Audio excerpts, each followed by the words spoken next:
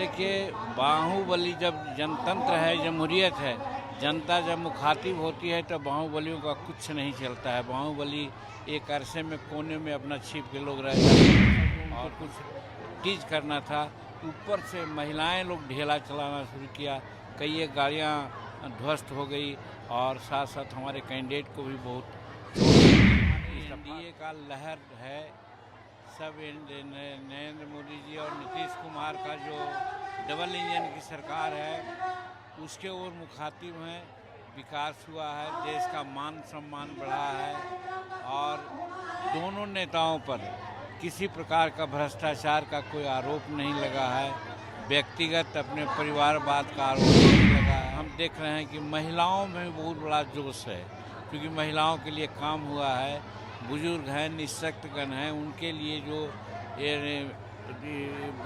1100 रुपया का जो पेंशन वगैरह का घोषणा की गई है और प्रधानमंत्री के द्वारा जो मुफ्त अनाज की बात की गई है, 82 करोड़ लोगों को भारत में दिया जा रहा है। माहौल लग रहा है रामकृपाल जी? बहुत अच्छा, बहुत उत्साह, बहुत बड़ा समर्थन। जीतन राम मांझी भी प्रचार प्रसार के लिए पहुंच गए हैं। आ गए। परिवर्तन हो गए। हमारे आदरणीय नेता हैं, अभिभावक भी हैं, उनका आशीर्वाद मुझे आज मिला है और उनके आने से एक नई जोश, नई ऊर्जा आएगी और हम लोग निश्चित तौर पर विजयी प्राप्त करेंगे। नमस्कार, आप न्यूज फाउंडेशन देख रहे हैं। मैं हूं आपके साथ वंदना।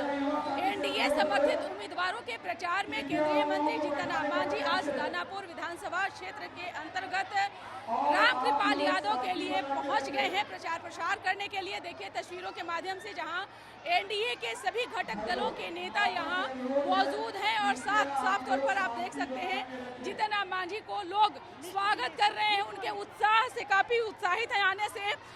क्या लग रहा है माहौल सबसे पहले सर? जैसे अभी तो जस्ट आए हैं, आ रहे हैं एकदम झारखंड बॉर्डर से आ रहे हैं, वो बाराचट्टी चुनाव क्षेत्र से, और इसके पहले भी कई एक कंस्टिट्यूंसी में घूमे हैं। एकदम हमारे एनडीए का लहर है। सब नरेंद्र मोदी जी और नीतीश कुमार का जो डबल इंजन की सरकार है उसके ओर मुखातिब हैं। विकास हुआ है, देश का मान सम्मान बढ़ा है और दोनों नेताओं पर किसी प्रकार का भ्रष्टाचार का कोई आरोप नहीं लगा है। व्यक्तिगत अपने परिवारवाद का आरोप नहीं लगा है। इससे सब लोगों को बहुत आशा बढ़ी है कि ऐसे ही लोगों के हाथ में एनडीए का शासन होना चाहिए, जिससे कि बिहार का और भारत का विकास हो। तो इसलिए जहाँ भी जा रहे हैं वहाँ पर लहर है, हर तबके के लोग में है, विशेष करके अति पिछड़ा, शेड्यूल कास्ट, महादलित, ये सब के लोग विशेष रूप में आशान्वित हैं क्योंकि उनके लिए काम हुआ है। और दूसरी बात, अभी हम देख रहे हैं कि महिलाओं में भी बहुत बड़ा जोश है, क्योंकि महिलाओं के लिए काम हुआ है। बुजुर्ग हैं, निःशक्तगण हैं, उनके लिए जो 1100 रुपया का जो पेंशन वगैरह का घोषणा की गई है और प्रधानमंत्री के द्वारा जो मुफ्त अनाज की बात की गई है, 82 करोड़ लोगों को भारत में दिया जा रहा है। ये सारे काम ऐसे हैं जिससे सब लोग को लगता है कि हम आंतरिक और बाह्य दोनों रूप में सुरक्षित हैं और फिर सुशासन है। किसी प्रकार का रैंसम या और कोई जो होता है, मर्डर होता है, भूमि कब्जा की बात आती है, वो सब नहीं हुआ है। किसी जातीय प्रकार की दंगा नहीं हुई है, कोई धार्मिक उन्माद नहीं फैला है।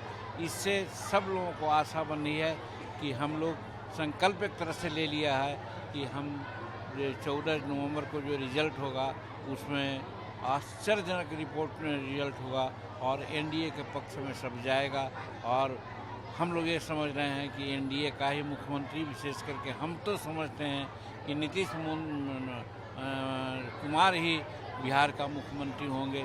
और जैसा कि अमित शाह जी बोलते हैं, सब लोग बोले हैं कि हाँ मुख्यमंत्री के कोई वैकेंसी नहीं है, इसलिए किसी दूसरे नाम पर चर्चा भी नहीं चल रही है। तो इस तरह से बैकवर्ड लोग भी हैं, अति पिछड़ा लोग भी हैं, वो लोग भी एनडीए की ओर मुखातिब हैं। दानापुर में बाहुबली से सीधा मुकाबला रामकृपाल यादव का है। देखिए, बाहुबली जब जनतंत्र है, जमहूरियत है, जनता जब मुखातिब होती है तो बाहुबलियों का कुछ नहीं चलता है। बाहुबली एक अरसे में कोने में अपना छिप के लोग रह जाते हैं और हम समझते हैं कि उनका कुछ नहीं चलने वाला, बल्कि बाहुबली होना ही उनके लिए एक तरह डिमोशन की बात होगी। वैसे लोग को बिहार में कोई जगह नहीं है। आपकी भी पार्टी से कई प्रत्याशी जो हैं चुनावी मैदान में दो हाथ करने के लिए उतरे हुए हैं। आपके प्रत्याशियों पर भी जो है कहीं न कहीं ऐसा आरोप है कि आरजेडी के लोग ही उनके ऊपर जो है कुछ हाँ, ऐसा हुआ है। टिकारी में हमारे प्रत्याशी पर कातिलाना हमला हुआ है और वहाँ ऐसा है कि 3 प्रकार के लोग रहते थे। शेड्यूल कास्ट हैं, अति पिछड़ा हैं और 4 हेड में यादव लोग रहते थे, राजद के वर्कर लोग रहते। जैसे ही ये लोग गए उन लोगों ने इनको रोका और कहा कि साहब आप सड़क नहीं बनाए हैं। तो इस पर हमारे लोगों ने कहा कि इसका एस्टीमेट बन गया है, टेंडर हो गया है, आचार संहिता, इसलिए ऐसा कुछ न हो रहा ये बनेगा। लेकिन उसके बावजूद भी असल तो उनको कुछ टीज करना था। ऊपर से महिलाएं लोग ढेला चलाना शुरू किया, कई एक गाड़ियाँ ध्वस्त हो गई और साथ साथ हमारे कैंडिडेट को भी बहुत चोट लगी। इत्तेफाक है कि कोई मरण स्थान पर नहीं लगा, हाथ पर ही लगा। तो कहने का मतलब है कि स्पष्ट होता है कि हमारे जो विरोधी दल के लोग हैं, इंडिया के लोग हैं, राजद के लोग हैं, सब लोगों ने हार स्वीकार कर लिया है और जनता में इस तरह की बात उन्माद फैला करके चाहता है कि हम जनता को भयभीत करें और वोट दें। एक अंतिम सवाल है सर, आपने जिस तरह से एनडीए को जिताने के लिए आपने पूरी जी जान लगा दी, आपने कुर्बानी तक के दे दी, इसका फलाफल कुछ मिलेगा? निश्चित मिलेगा। हर तरह से लोग, जब हम हैं तो हमारे लोग ये चाह रहे हैं कि हमारा नेता जब एनडीए के साथ है तो एनडीए के लोग भी को भी हमको साथ देना है। और यही कारण है कि जहां आप जाइएगा देखिएगा हमारे महादलित टोला, हमारे स्वजातीय लोग, सब लोग एनडीए के साथ हो गए हैं। क्योंकि सबको मालूम है कि नरेंद्र मोदी जी की विशेष कृपा जीतन मांझी पर रहती है और फिर नीतीश कुमार भी जीतन मांझी को मुख्यमंत्री बनाने का काम किए थे। वो चाहते तो अपना भतीजा बाल बच्चा अपने जात को बनाते देते, लेकिन उन्होंने जीतन मांझी को चुना था। इससे स्पष्ट होता है कि यहाँ जात पात की बात नहीं होती, समाजवाद की बात होती है।